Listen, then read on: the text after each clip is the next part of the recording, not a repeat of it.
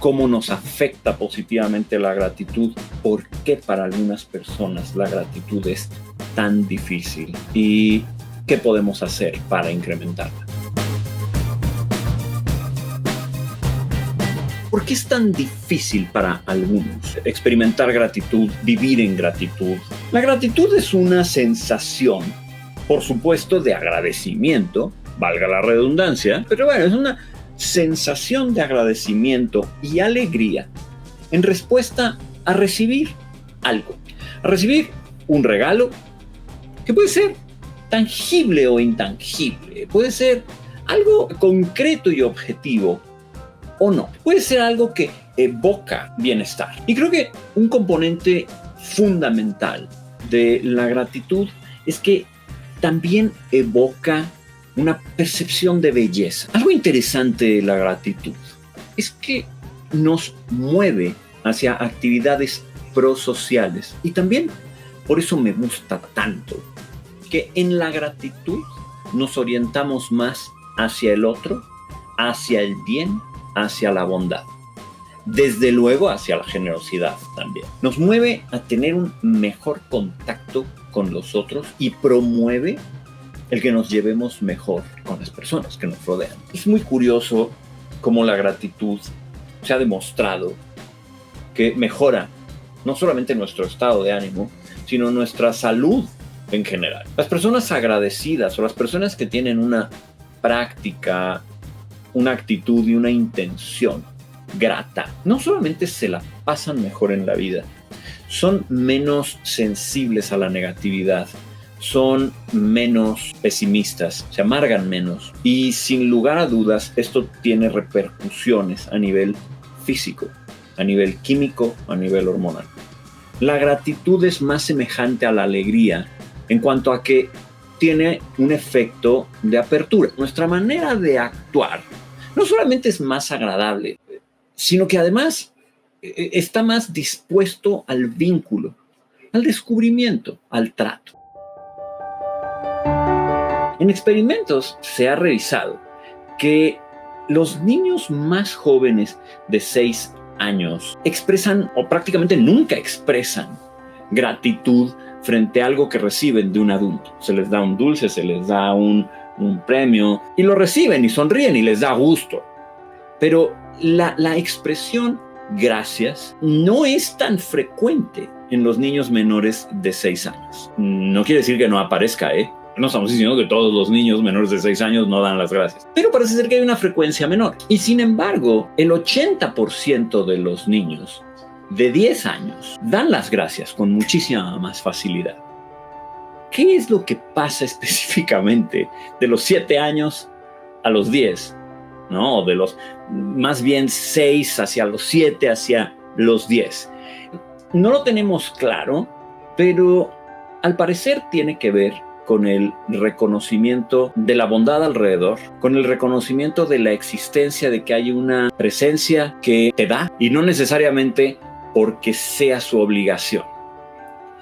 Algunos investigadores creen que si las cosas van bien, no dices gracias cuando eres muy pequeño, porque justamente todo está yendo bien, ¿no? En las familias en las que todo marcha padre, hay mucho amor y hay generosidad y armonía. Para el niño es difícil percibir que tiene algo que agradecer porque, bueno, pareciera como que está recibiendo lo que le toca. Todo va bien y es muy agradable y perfecto. Pero si los padres tienen esta capacidad de poder recordarle a los hijos, dan las gracias. ¿Por qué si no es nada especial? ¿Por qué si esto es común? ¿Por qué si esto es frecuente?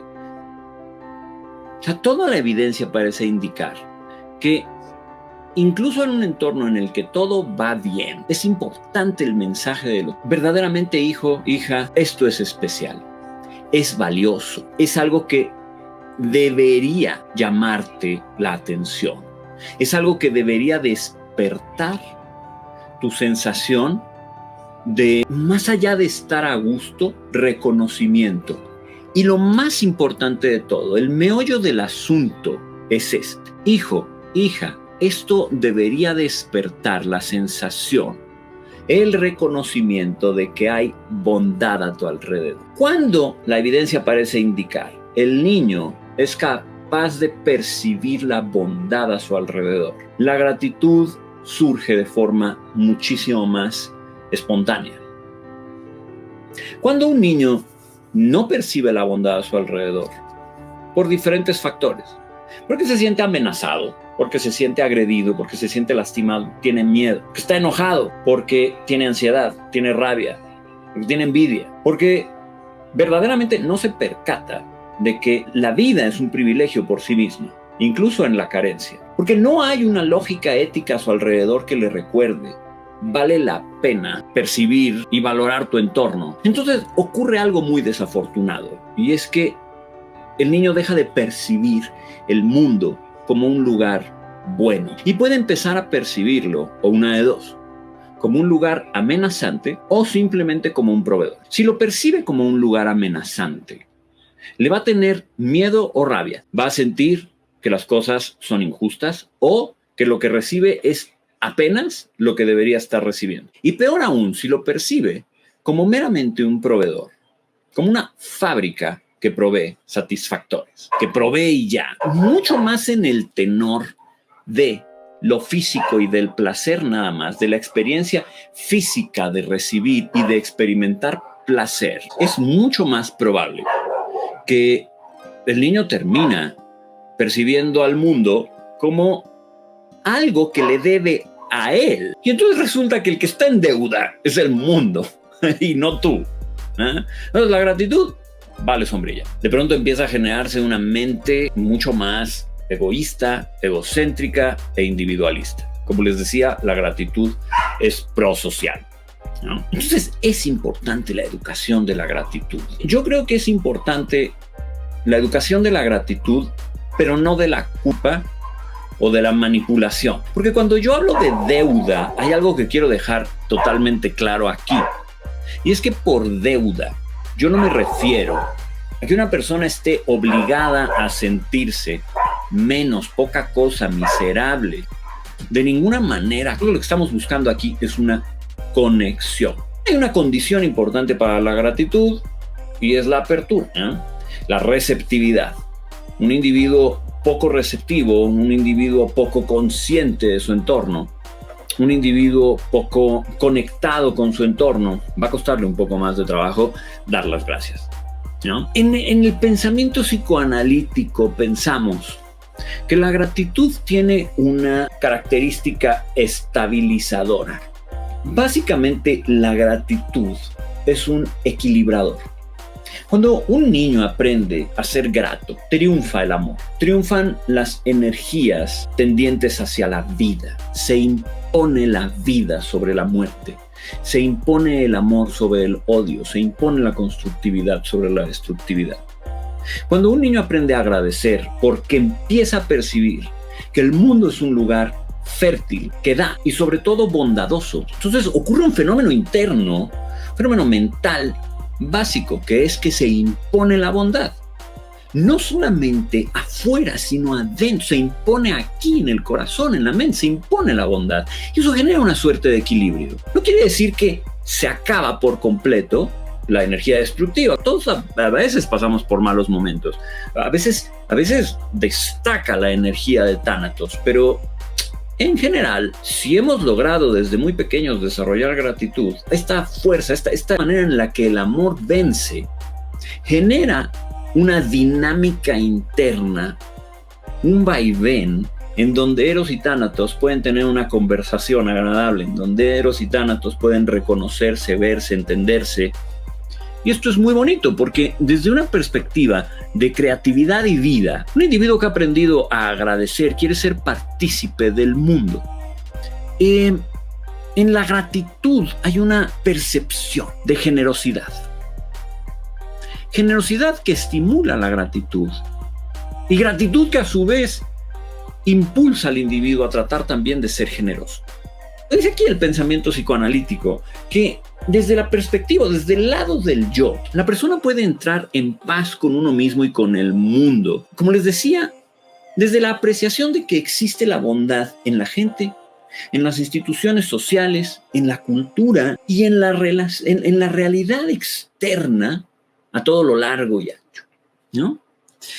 Hay una disminución de la tensión instintiva, lo cual nos lleva a renunciar a todo. Hay gente que desgraciadamente tiene una gran incapacidad para recibir. Hay gente que está muy cerrada porque no sabe cómo recibir. No es por maldad, no es por odio, no es por envidia, no es por coraje. Probablemente no aprendieron a recibir cuando recibieron, sí, pero con condiciones. Es decir, te doy, pero siempre con una condición que generaba miedo, que generaba una obligación culpígena, que generaba una adhesión, por ejemplo, a la familia, a los padres, a la normativa extremadamente tradicional. Pero el hecho es que personas a las que les enseñaron desde muy pequeñas que tenían que ser activas. Si recibes, tienes que dar, pero en equivalencia. Tienes que dar en equivalencia. Entonces, son personas que de alguna manera no saben recibir y se sienten con ansiedad, confundidos, extrañados cuando reciben. Yo le digo a este tipo de personas que están en un exceso de una postura mental muy activa, ¿no? En donde todo es dar. Todo es dar, no saben recibir. Recibir produce una sensación de que no soy suficientemente bueno, de que no me lo merezco, de que todavía no hago las cosas suficientemente bien. Probablemente, en lugar de percibir el mundo como un lugar malo, la persona lo que terminó fue percibiéndose a sí misma como mala. Y una persona que se percibe a sí misma como mala siente que no se recibe ni los regalos del mundo, ni el bien del mundo, ni el amor de los demás. Entonces, desde esta sensación de culpa terrible, hay una gran dificultad para la gratitud. Es tristísimo. Y estas son personas que necesitan cariño urgente. Son personas que necesitan un cambio de perspectiva urgente. Son personas que ya no quieren involucrarse. Desde esta profunda soledad y tristeza, ya no hay un deseo de involucrarse. Y esa palabra involucrarse es muy importante cuando se trata de gratitud. Necesitamos, como sociedad, tener mucha compasión con este tipo de individuos. Porque lo que hacemos por lo regular es enojarnos. Nos enojamos con ellos porque no dan las gracias, nos enojamos con ellos porque están tristes, nos enojamos con ellos porque no le echan ganas, nos enojamos con ellos porque qué amargados, y nos alejamos y curiosamente se quedan más solos. Lindo sería que como sociedad fuéramos un poco más compasivos y pudiéramos enseñarles: oye, este mundo también tiene un lugar para ti. Nunca me sentaré aquí a decirles que en el mundo todo sale bien. Ustedes ya lo saben, se los he dicho y se los volveré a repetir todas las veces que sean necesarias. No todas las cosas en el mundo salen bien. Y cuando duele mucho. Pero, ¿qué tan valiente eres como para poder voltear a tu alrededor y decir: esto es bueno? Porque se requiere valentía y coraje poder reconocer la bondad y recibirla, y saberte partícipe de un entorno que no está ahí para fregarte. Se requiere valentía para entender que formamos parte de algo mucho más grande que nosotros. Claro que nos merecemos cosas buenas. Tal vez sea un buen ejercicio intentar reconocer las que sí has recibido, que tal vez no eran las que querías, ni las que imaginabas, ni las que esperabas, pero que sí llegaron a ti. Hay que ser valientes, amigos míos, hay que ser valientes, hay que tener coraje, hay que estar dispuestos a hacer una conexión.